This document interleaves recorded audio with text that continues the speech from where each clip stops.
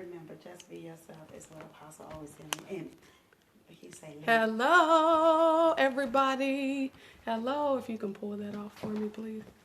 Hello, everybody. Welcome to my first Periscope with girlfriends. I was having a little bit of issues. I'm not tech savvy at all, so I hope my husband stands by just in case we have any problems. But I want to thank you for coming in tonight. I'm so excited to see every last one of you guys. For those that are watching the replay, the free giveaway that I do give away tonight, you are also able to get that as well. So welcome, welcome, welcome. I'm so excited to have you in. Happy Friday. How's everybody's week going? Okay. The camera keeps falling, y'all. Honey, can you help me with the camera? Welcome, welcome, welcome. Thank you for joining my first Periscope with girlfriends. Keep sliding down anyway. So I'm going to get started in about 30 minutes. And I'm really, you can barely see me. I can go down a little bit. Hey, Marquita. Hello.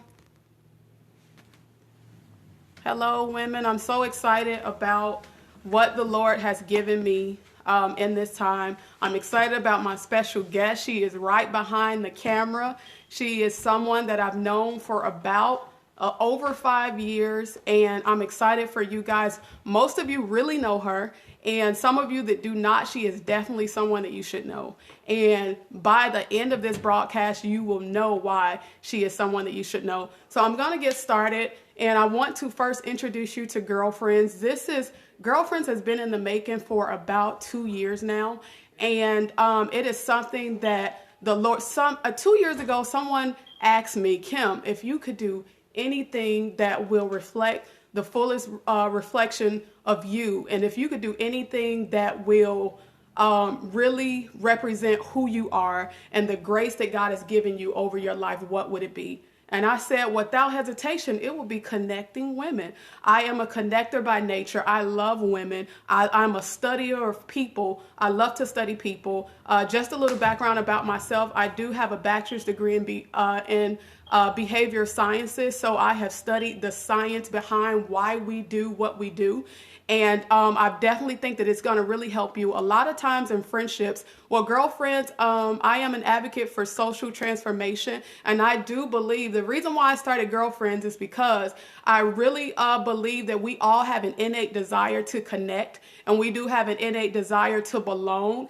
And a lot of times for me, I am the fourth youngest girl out of my family. My mother has 4 daughters, and I have always had an eye for relationship dynamic. I've always studied the way we did life amongst women, and I also had little sister syndrome. So when we talk tonight, you'll see a lot of this stuff that'll come out, and I want to encourage you to, while you're listening to my story, to assess your story and to assess where you are. If any of these symptoms, if they show up in your life, I want to first say that this is not a post or a platform to condemn. This is to encourage you to pull the covers off of your dysfunctions that have prohibited you from building friendships and maintaining relationships with your sister and other women. So, girlfriend, my goal is to help empower women to satisfy the need for friendship and to believe in lasting friendships again. One of the things that I really do like to do is I love to watch reality shows where there are sister dynamic and female dynamic. And one of the things that the disadvantages to media today is that, especially with African American women, we have been portrayed in the most ugly way. And sometimes I'm cringing when I'm watching how we don't know how to communicate, how we don't understand our purpose together. And it's discouraging. So for my goal and my burden with this platform is to rewrite history, is to rewrite how we see women dynamic and how we see are purposed amongst each other. So the name of the organization is Girlfriends. We are better together. I believe that my audience, I want to talk to the people today that have had a hard time establishing relationships, whether you don't have the right interpersonal skills, for those that have established relationships but have a hard time maintaining them. I want to talk specifically to you. I want to talk to the ones that are lonely, the ones that feel like they don't have friends. I want to encourage you to look deep within and to go on a journey to see what is prohibiting you from walking in friendships with other women. So tonight, we are going to talk about jealousy, and I am going to give you my personal story on how I dealt with it, how I even discovered it, because for me, I'm the type of woman, I didn't know that I was jealous because I really do love women. I love people. I love to talk. I love the fellowship. I absolutely love being with my sisters. But how many of you know that if you are not in relationships, you will never know what's on the inside of you? So this particular situation, by way of being in a relationship with my sister, I automatically found out what was on the inside of me, whether it be good, bad, the ugly, or sad. I want to say that it is okay. So tonight we're going to talk about jealousy. I want to introduce my sister that is dear to my heart. I've known her for over 5 years. And the reason why I chose to share my story is because she made it easy for me to be imperfect in her space.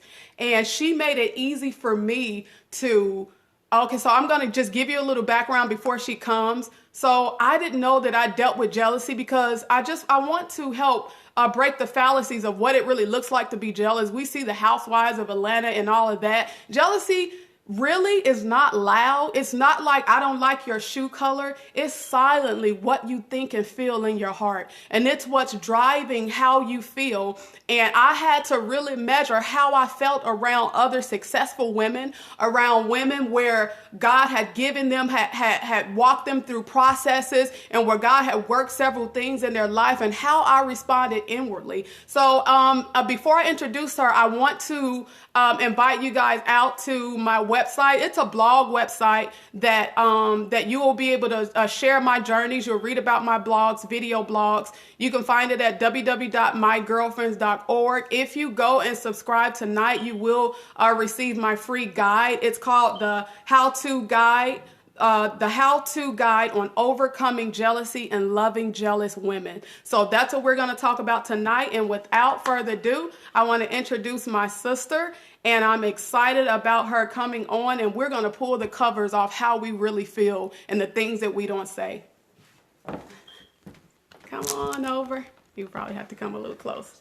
All right. So this is my sister, Keisha Cephas, and we are going to tell our story. We're going to tell it with boldness. We're going to tell it like it is, in hopes that it will help free you, in hopes that it will evaluate what is really going on in the inside of you when it comes to sister relationships. Hey, Say hi. hi everybody. I know you're like, what? So this is my big guest. So I'm going to start off talking about what we've experienced about a year ago. I don't know if it was a year and some change ago, but I want to talk about it, and we're going to shed light up on it. And we'll go from there. If you have any questions, if you have any topics that you want me to cover in the future, you can email me at mygirlfriendsorg@gmail.com. I want to hear topics. I want to have diverse topics, and then we'll go from there. So about a year and some change. About a year ago, I was faced with what was really going on the inside of me. And I can tell you, hey, Gabby. Hey, Gabby. I can tell you that by way of my sister walking through her process in life and the Lord giving her a platform for her purpose, I was confronted about some stuff that was really in my heart towards her. Yeah. And what happened was, we're going to give you a summary of what happened. So pretty much, I was at a broken point in my life. I felt like what I was doing wasn't working. I did not have a sure understanding of what made me unique and what made me distinguished, my niche, what God had called me to do, the traits that lie naturally on the inside of me. I really did not. I wasn't one with it and I didn't love it. So therefore, when you have those insecurities in your heart and you're not really one and you don't have a resolve about who you are, it's going to make you feel some kind of way about women that do.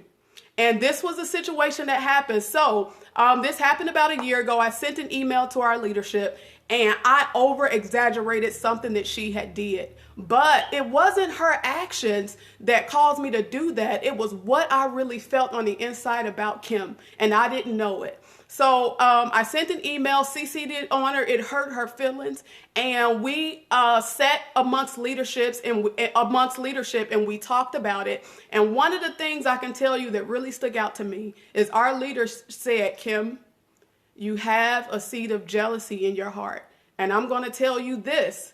You don't know it now, and you might not think it's true, but I want you to think about it because one day you will.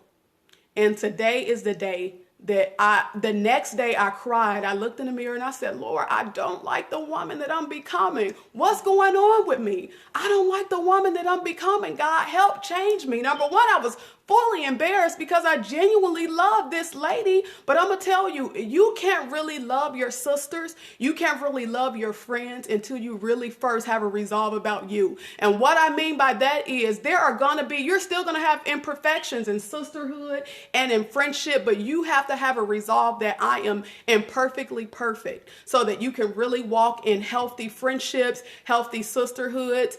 And that is what was going on with me around the time. So I couldn't fully celebrate the arrival of something that she had walked through for years. And I want to tell you another thing about jealousy. So jealousy is the desire to have something that someone else has. And I want to tell you what I did not understand about it is we are all specially made and created for a significant purpose. God designed us for a significant to hit the target in our life. And that's where we find true joy. I don't understand what in the world was going on with me because I could never pay the price that she's paid. I could never walk in her graces. God didn't make me like that. He called me to be different. Therefore, I could not celebrate it. So I want to tell you today, if you are me, if you are the one that has jealousy in your heart, I want to evaluate how much you know about you and how much you are focused on you. Because anytime you are the offender and you have the seed of jealousy on the inside of you, it's because you're distracted and not focused on your own life. And that was me. And I wanted to share that part of my story so that you will know that you are not alone. I don't know if there's anyone on this broadcast today that have felt some kind of way about their sister's successes, whether it's been they getting new jobs and new relationships, whatever it is. I encourage you to take time to learn about you and to investigate who you are and where you are right now in your life. So I want her to explain her part of the story and where she was and how she responded, and just talk to people that are hurt by way of their sister's unhealed heart, and we'll go from there. All right. Hey, everybody. So when I received the email, I was getting ready to respond in a carnal way. And if you respond in a carnal way, that means that your mind, you're still unconverted, because carnality is an enmity against God. And if you have a carnal mind, that means you're still worldly. I received a text message from one of our leaders who was going to be the mediator of our meeting, who stated that I should not respond and that I needed to just begin to pray about it and wait until the meeting, and then we'll have this hard conversation. So I did not respond, but I was still hurt by it, and I still wanted to respond because I felt like I needed to defend myself. And then I was like, you know what? God, you always told me that if I forgive quickly, then my communication with him will still be in great standings and that he'll forgive me. And so I had determined in my heart to forgive, because God has given me the capacity to forgive. And if I'm one of his representatives in the earth and I'm created in his image and after his likeness, then he gave me the capacity and I have the heart to be able to forgive. So the meeting came up, and I learned about myself in that meeting because I wanted to, she began to present her story and why she did the email. But a piece of me, even though I wasn't saying nothing, I learned about myself about nonverbal communication. And it was like I automatically wanted to shut what she was saying down to get out what I wanted to say. And then God was like, no, you need to be quiet and let her begin to communicate her heart.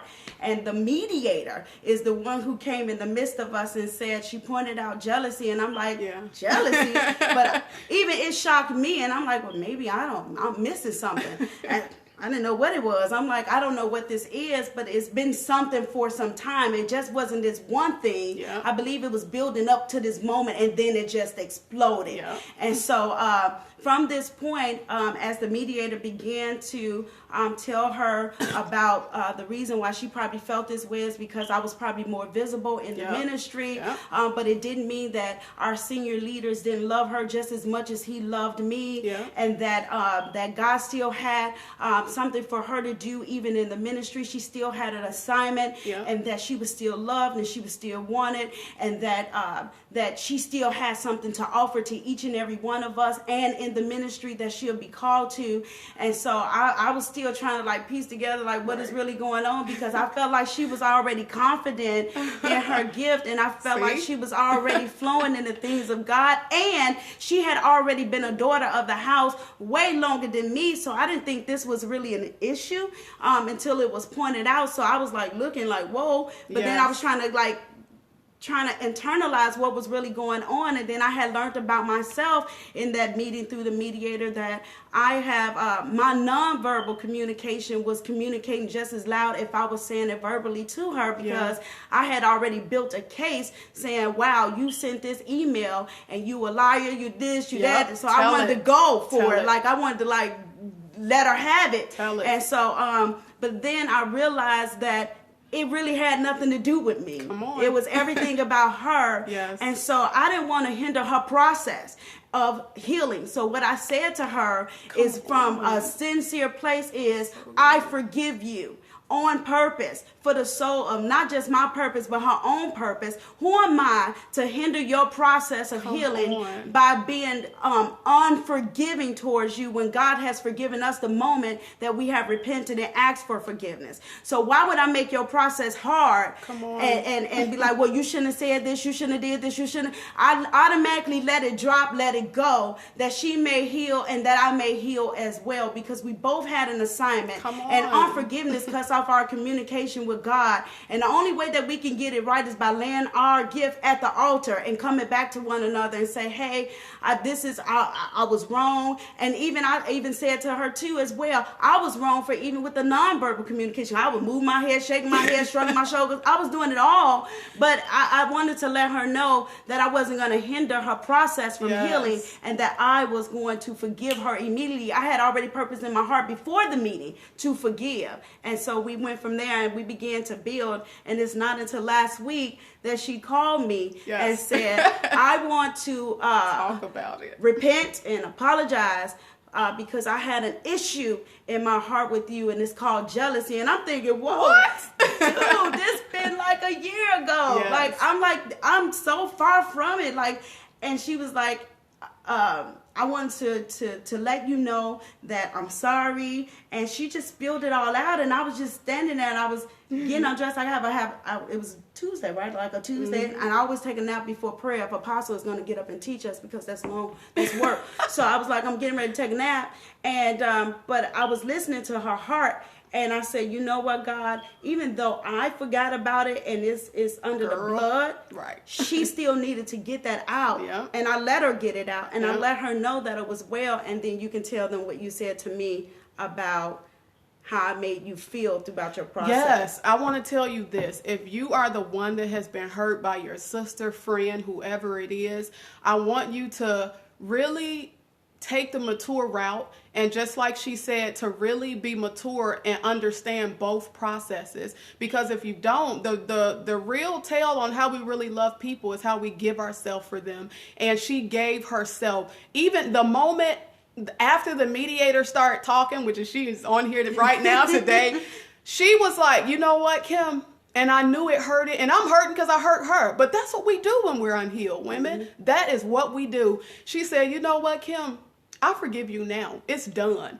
And I tell you, I walked away, and that process then became me and God's, because she released it. She let it go. And it takes a lot of maturity to do that. It's easy for the victim to victimize himself and be like, and I'm going to tell you this, after that, we both, because we saw each other every Sunday, we're on the same darn ministry, but it's real. Yeah. And, you know, and maybe you're the one that's on here today. After that, we both made attempts to hug each other, to embrace each other until that awkwardness fell off. Mm-hmm. Because for me, it was awkward, because I'm like, God, this is your love. How can somebody love me without condition? And look what I did, and still cover me, and still make efforts to post birthday tweets and the most loving things, and still love my children and all that good stuff. This is real love. And this is what love does. Love is not selfish. She made my process easy. Had she avoided me, and had she was like, you know what, I'm not dealing, because this is how women are. And this is what we do. We do the no new friends. We don't let people in our space. After that, she was very inviting. And it was easy for me to really take time between me and God to look at the man in the mirror, to see what was really on the inside of me. So I say that to say, women, look at both perspectives, from the offender and from the victim. You both have a responsibility to do. And I want to say to the victim, those that's been hurt by your sisters, you know, you are not responsible for what happened to you. You're responsible for what you do with it. Yeah. And the reason why this is so dear to my heart, because I really feel like within the next 5 to 10 years, the productivity that we've seen from women is yet to occur. And I was thinking about today about the Madam C.J. Walkers, about the Rosa Parks, and how pioneers and women has trailblazed the way. And the Lord began to talk to me, and he began to show me that we can do it at a more expedited rate, at a more productive and effective rate, if we learn how we are better together. And if we really learn our purpose together, if we learn how to understand each other, how to walk with each other and agree, we'll do it at a more expedited rate when we really learn friendship the right way. You do not want to go